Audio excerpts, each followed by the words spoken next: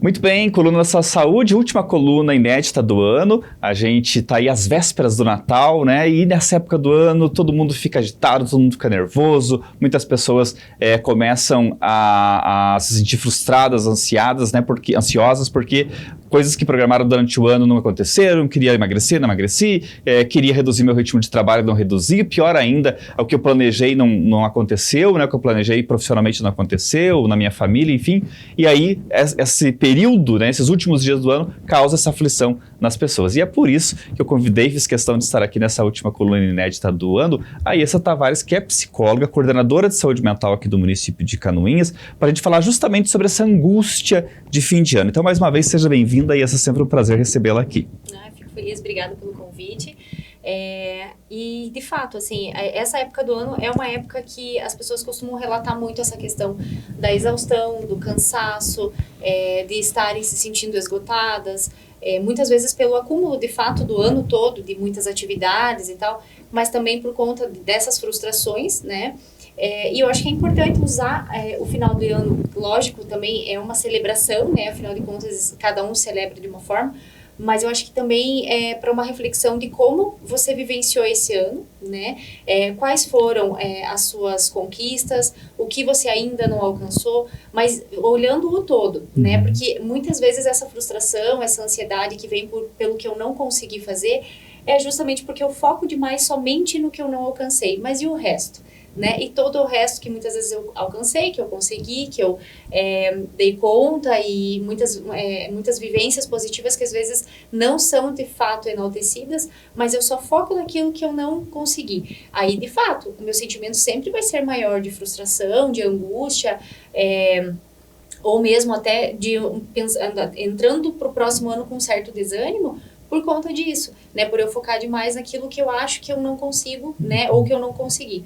Então, é realmente um período, assim, de uma mistura, né? Muitas pessoas alegres e felizes com a época do ano, inclusive pessoas que não gostam muito dessas épocas, mas também com esse misto de aquele desejo pelas férias, enfim, por descanso, outros com os sentimentos de frustração, angústia, outros numa exaustão imensa, né? E aí cada um tentando lidar de uma forma. Né? Você vê positivamente essa coisa de você... Eu gosto de fazer isso, sabe? Eu me sinto bem assim, de ficar programando ciclos. Então, assim, estou encerrando o ciclo 2024. Então, eu já começo a pensar como que eu vou fazer em 2025, o que eu não consegui fazer esse ano que estava planejado, já não, ano que vem eu vou fazer. Eu gosto de fazer também sempre ali, né, até por causa da minha atividade, que o jornalismo, a gente consegue ter uma folga, um período com menos notícias, digamos assim, no final do ano e início de ano, né? Então é o período que eu costumo sair de férias. E aí já volto com todo o planejamento. Você acha legal a gente ter isso? Quer dizer, pensar nisso como um ciclo mesmo, que estou encerrando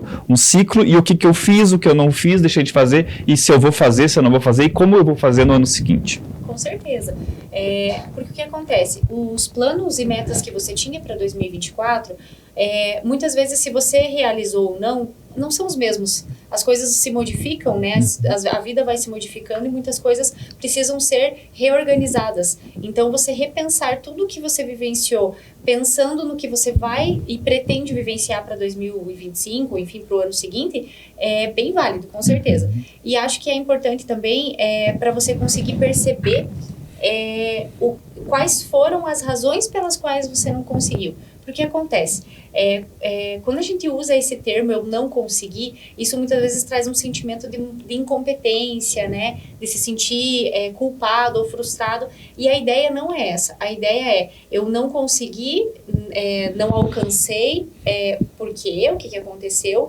E sempre lembrar que é um ainda, né? Se não conseguiu, por quê? E o que você pode fazer para conseguir no próximo ano? Porque às vezes é uma mudança de estratégia, não de objetivo, né? Você não precisa mudar o teu planejamento, né, o teu plano em si, o que você quer alcançar, você só precisa mudar a estratégia. Às vezes, da forma como você estava tentando, vamos pensar na questão do emagrecimento, que você colocou, né? Às vezes, a estratégia que a pessoa está usando não trouxe muito benefício para ela durante o ano, mas então, talvez seja o momento dela pensar numa outra estratégia para o ano seguinte.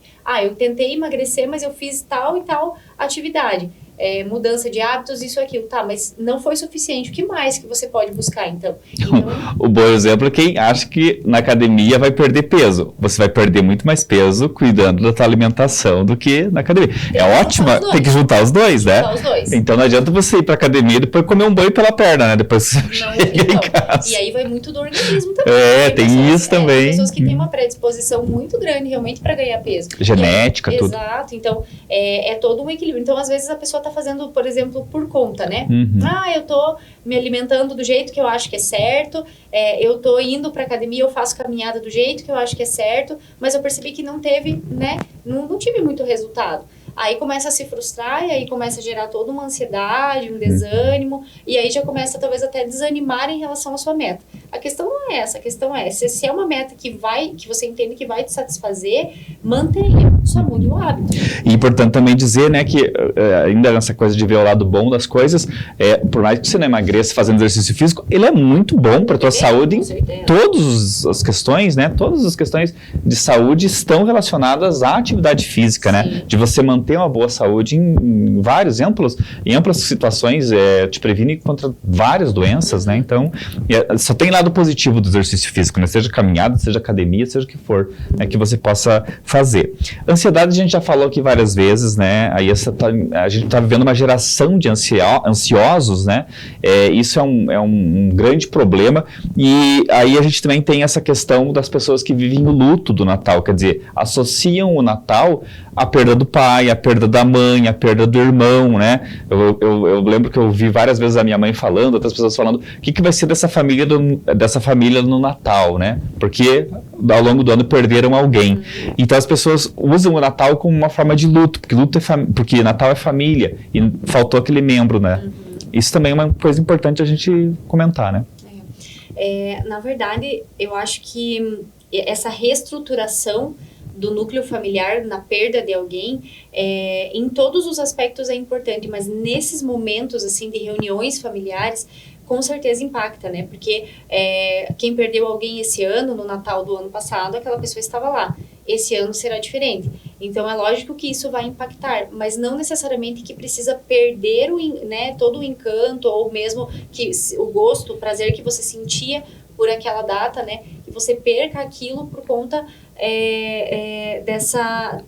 desse momento, né, de maior tristeza ou fragilidade, lógico, vai ser diferente, né, não vai ter a mesma alegria se você for comparar com o ano anterior, mas não significa que a data em si não possa ser, né, vinculada a algo positivo, inclusive porque estar junto com a família, né, podendo estar junto com a família, mesmo com a perda de um dos membros, ainda é algo muito gratificante, ainda é algo a ser, né, valorizado, mas de fato, dependendo do tempo, né, se foi um luto recente, tende-se que de fato não seja muito difícil de aproveitar aquele momento.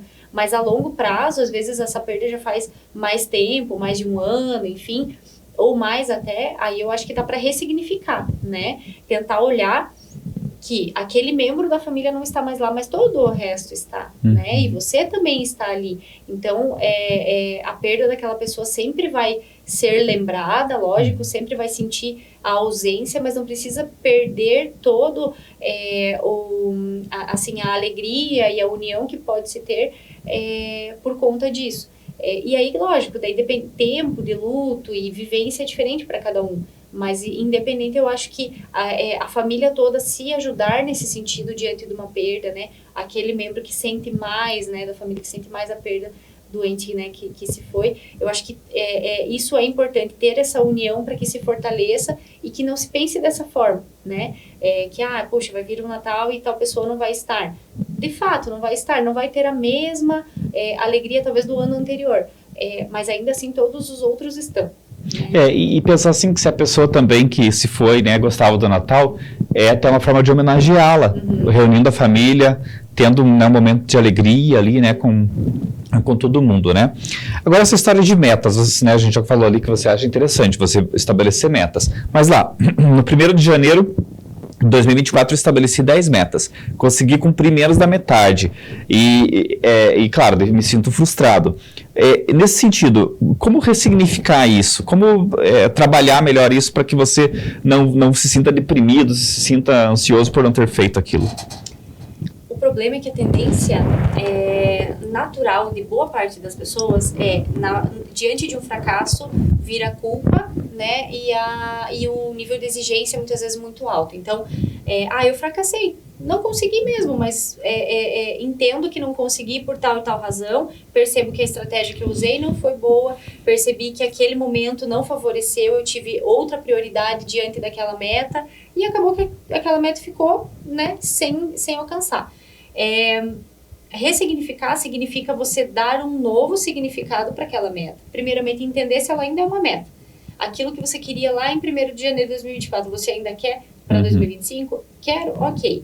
Por que eu não consegui alcançar? O que aconteceu durante esse ano? Eu não dei prioridade, né? Ou eu usei uma forma para tentar alcançar que não foi efetiva. O que eu fiz, né, para que isso não acontecesse? E aí tentar trabalhar em outros métodos e outras estratégias. Essa seria a forma saudável. Agora, se eu olho para aquela situação, não consegui, não alcancei, fracassei nessa meta e começo a me culpar, me sentir incompetente, me sentir inferior, começar a pensar que não adianta nem estipular mais metas porque eu sei que eu não vou conseguir, aí sim, aí eu vou começar a ficar ansioso e deprimido, porque eu entendo que aquilo que eu planejei eu não alcancei, então automaticamente significa que eu não vou. Não, né? Isso é uma coisa que você está determinando, não é uma verdade, né? Só se torna uma verdade porque você está dizendo, né? Isso a gente entra também no campo da procrastinação, né? Que é outro problema, né? Das pessoas ficarem adiando, né? Sim. E aí chegou o fim do ano, se sente culpada porque sabe que não fez porque procrastinou, porque deixou pro dia seguinte, pro dia seguinte, né? E aí vem, talvez a meta não seja necessariamente alcançar algo em específico, seja aprender a lidar com a sua prática de procrastinação, né? Porque normalmente quando você procrastina uma coisa, você procrastina outras também, não é em uma coisa só. Então, a gente costuma brincar, né, da questão de que brasileiro sempre deixa tudo para a última hora.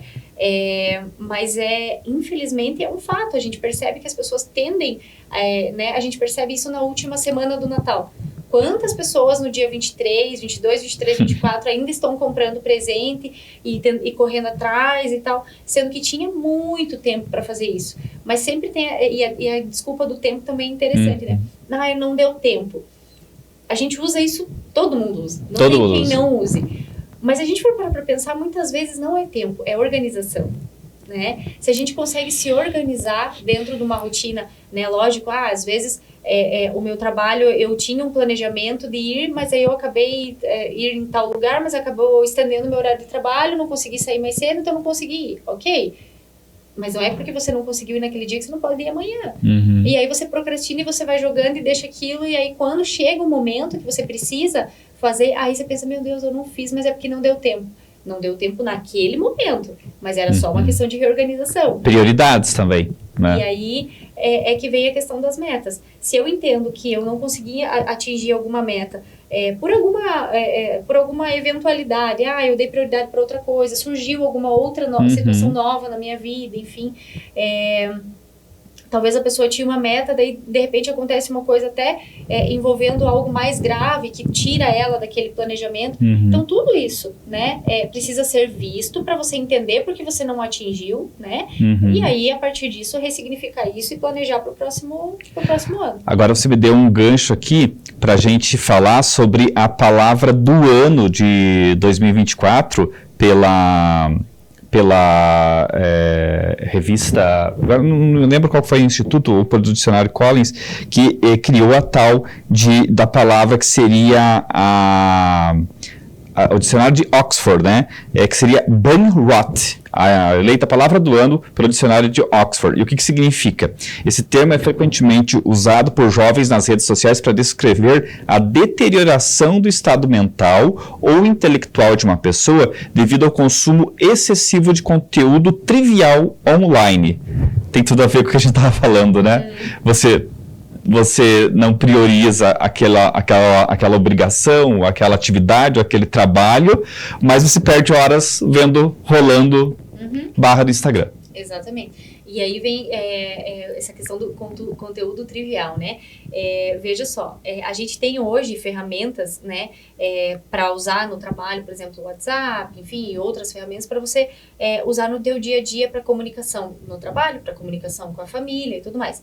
Só que no meio disso, quando você pega o seu celular e você começa a olhar outras coisas que já não são, né, são mais assim para o momento de distração e tal. Eu acho que já aconteceu com você, de você abrir o Instagram para falar com alguém profissionalmente ou para ver uma postagem do teu trabalho e de repente se esqueceu, eu faço isso, estou confessando, e você esqueceu o que você está procurando, porque eu trabalho com o Instagram também, né? Você esqueceu o cliente que você está procurando ali, e começou a ver uma fofoca da novela, de um artista. Porque, e daí tem toda aquela questão, né, de que muitos conteúdos que você vê acabam vindo repetidamente para prender tua atenção. O né? tal do algoritmo. Isso. Então, assim, se você assiste muitas coisas relacionadas, você gosta de ver fofocas e tal, começa a aparecer com maior frequência, aquilo vai prendendo tua atenção. Então, o que era para você levar 2 minutos para fazer, com objetividade, que era procurar uma pessoa e falar com ela, se tornam brincando 15, 20 minutos, vendo outras coisas, né, que são triviais, né, mas que, de certa forma, com limite, também vai te fazer bem no sentido da distração, né, de você estar se desconectando de alguma situação que está te angustiando, te relaxando de alguma forma.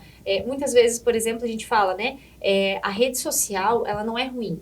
O uso do celular, ela não é ruim. O problema é como você usa o tempo, a intensidade, a frequência. É tudo isso que vai tornando ruim, né? Já se falava isso da televisão, quando era a maior distração das pessoas, né? Que a televisão tinha conteúdo muito bom e tinha conteúdo muito ruim. E o problema é que agora a gente tem uma imensidão de conteúdos, né? Infinito. Exatamente. E aí, quando você está utilizando uma rede social, você está fazendo pesquisa, enfim, independente, você tem a possibilidade de perder, de fato, aí você não está ganhando, você está perdendo muito do teu tempo ali, vendo e consumindo informações que em nenhum momento vão ser úteis e que já passou daquela distração e daquele lazer. Se você entra, por exemplo, no Instagram e vê algum videozinho que te faz rir, né? Você vai ver um vídeo lá que te fez rir. Aquilo ali te relaxou, você viu durante 5, 10 minutos e você consegue recobrar a tua atenção para o que você precisa, ótimo. O problema é que a maioria das pessoas não consegue. Então elas vão um bom tempo assistindo e vendo, aí elas esquecem o que elas tinham que fazer. Então elas largam, né, não vou mentir, porque isso também acontece comigo, acontece com todo mundo, né? Elas largam aquilo que elas estavam fazendo, esquecem o que tinha que fazer, vai fazer outra coisa, e depois de um bom tempo é que elas vão lembrar, nossa, realmente eu tinha que ter feito isso em algum momento e acabei esquecendo. Às vezes ainda dá tempo, né? Às vezes a pessoa até fica meio se cobrando por conta disso, mas isso é importante a gente prestar atenção. A gente tem ferramentas no celular hoje que nos mostram quanto tempo a gente usa nas redes sociais, né? A própria rede social, o próprio Instagram te mostra quanto tempo você usa por dia, né? Então, é importante a gente ter esse cuidado, porque a qualidade do que a gente consome, o tempo, tudo isso vai interferir na nossa saúde mental, sem dúvida. E ainda indo para o WhatsApp, que eu acho que é uma ferramenta que alia trabalho e diversão, né?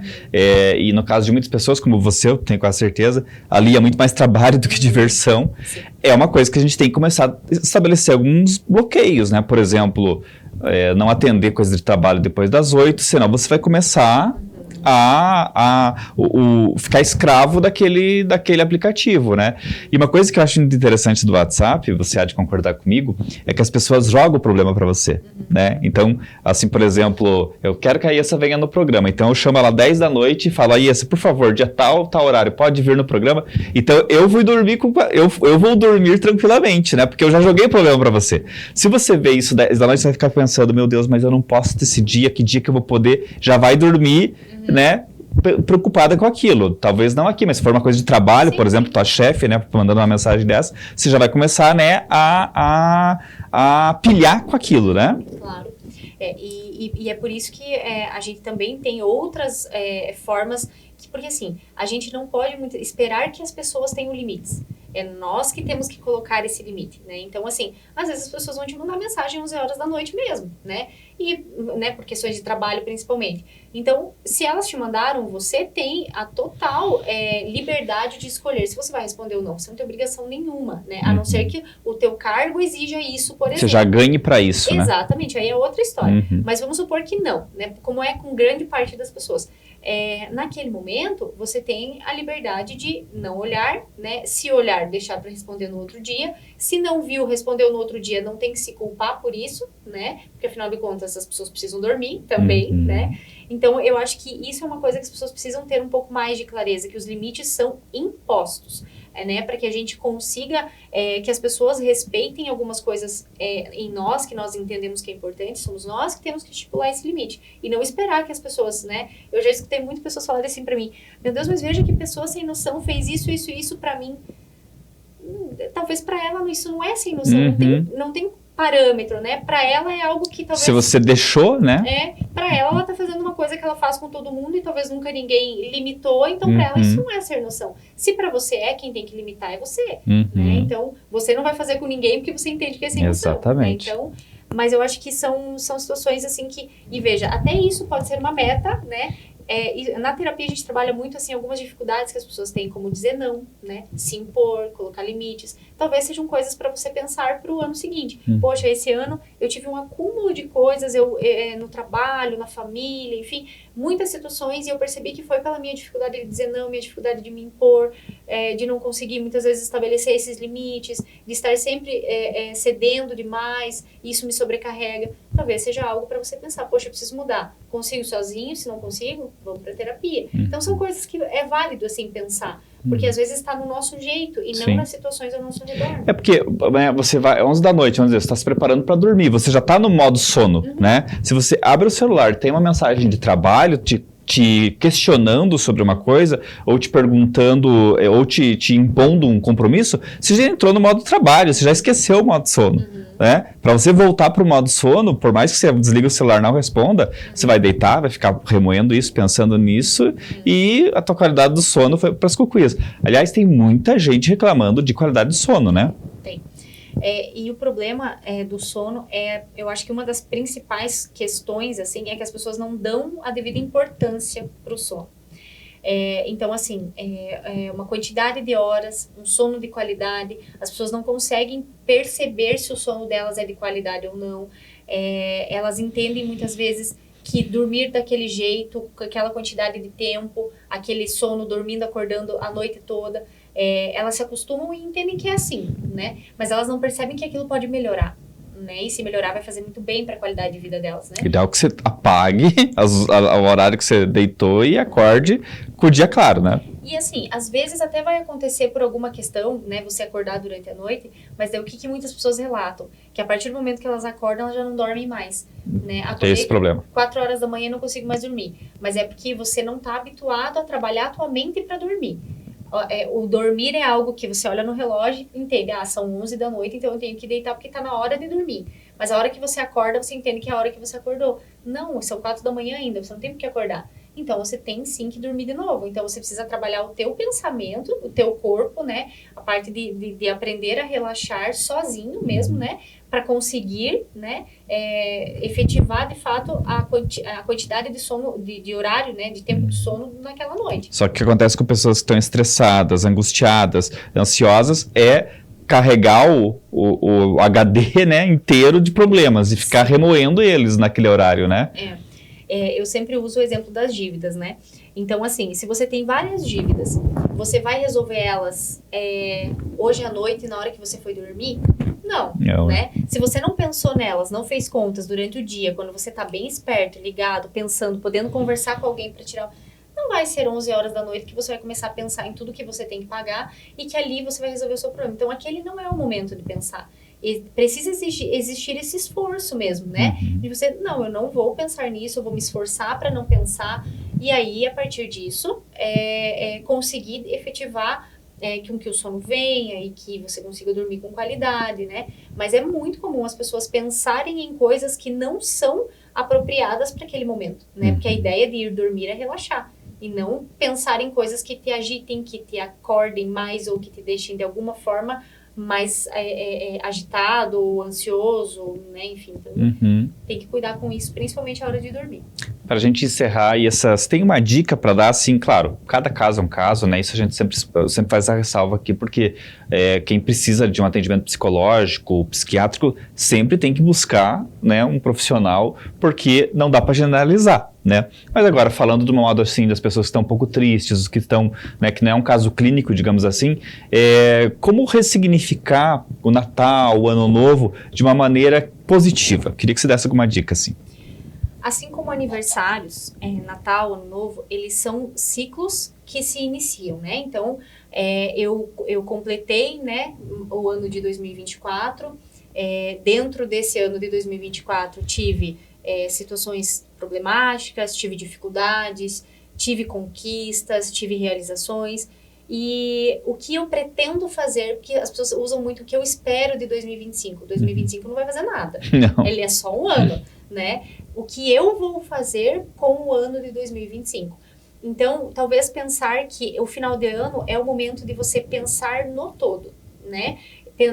Não focar só naquilo que não deu certo, não focar só naquilo que eu deixei de alguma forma de fazer, em perdas ou dificuldades. É sempre o momento de olhar o todo. Então, se eu gosto de fazer, assim, uma retrospectiva, né? Se eu gosto de fazer, assim, um olhar sobre tudo que eu vivi, eu preciso olhar tudo, né? Eu acho que se eu conseguir olhar tudo, eu vou perceber que existiram os dois lados, o bom e o ruim, né? E o que eu vou fazer com tudo isso para que no próximo ano as coisas consigam caminhar diferentes, para que eu consiga fazer com que elas caminhem diferentes, para que eu possa tomar decisões diferentes, melhores para mim mesmo, né? Então, eu acho que o principal é usar esse período entendendo que é um ano que se encerra, mas outro que se inicia com inúmeras possibilidades onde eu vou poder fazer, né? Não que vai acontecer, mas que, né? Porque as situações vão acontecer ao nosso redor, fora do nosso controle, mas dentro do que eu posso fazer, né? Eu vou ter inúmeras possibilidades. Então, focar nesse todo, né? Entendendo sempre que ganhos e perdas fazem parte, né? Vão continuar fazendo, vai ser sempre assim, né? E aí, a partir disso, fazer talvez novas metas ou continuar com as antigas que não foram ainda atingidas, né? E pensar de uma forma, assim, realmente um pouco mais otimista, no sentido de que o que eu não fiz, eu ainda tenho a possibilidade de fazer. Eu só preciso, talvez, modificar modos, né, formas. Tem uma coisa que eu li uma vez sobre virada de ano, acho que já comentei contigo aqui, que quando você chega lá no dia 31 de dezembro, né, se você não acredita em virada de ciclo e tal, se você não vê aquele momento como especial, pensa que a data da sua morte vai ser uma daquelas datas que já passou, né? Então, pode ser que seja 2025, 2030, 2050, 2100, sei lá. Mas aquela data passou. Então, você passou mais um ano, né? Então, você passou por aquela data mais um ano. Então, você é um sobrevivente, né? Você é um sobrevivente, porque todos nós, infelizmente, isso é uma verdade absoluta, nós vamos todos morrer. Então, você passou por aquilo. Se você está com saúde, está com emprego, está com a família, tem que agradecer, porque você passou mais um ano, né? Das 365 possibilidades que haviam de ser a data da sua morte, né? Você passou. Então, você é um sobrevivente, você tem que comemorar aquilo. E principalmente se você está com saúde, se você está tem um emprego para poder sustentar a tua família, para poder fazer as suas coisas, enfim, realizar teus sonhos, e tem a sua família do seu lado. Então, eu acho que esse é um pensamento que pode parecer meio estranho, mas vale para aquelas pessoas que não acreditam em fim de ciclo, em início. Essa bobagem, só começou mais um ano. Não, mas pensa assim, porque passou todos aqueles 365 dias, e um deles vai ser o dia da sua morte, impreterivelmente, né? Sim, sem dúvida. Aí, eu agradecer mais uma vez a tua presença aqui e desejar um Feliz Natal, Feliz Ano Novo para você, para tua família, né? E desejar já de antemão, né, que ano que vem a gente possa nos ver mais vezes, né, aqui na coluna Sua Saúde, falando de saúde mental. Obrigada, eu fico sempre à disposição, desejo para você também, né, um ótimo final de ano a todos que estão nos assistindo, e fico à disposição, com certeza, ano que vem estamos aí. Com certeza. Obrigado, Aiessa. Obrigada. Seguimos, gente.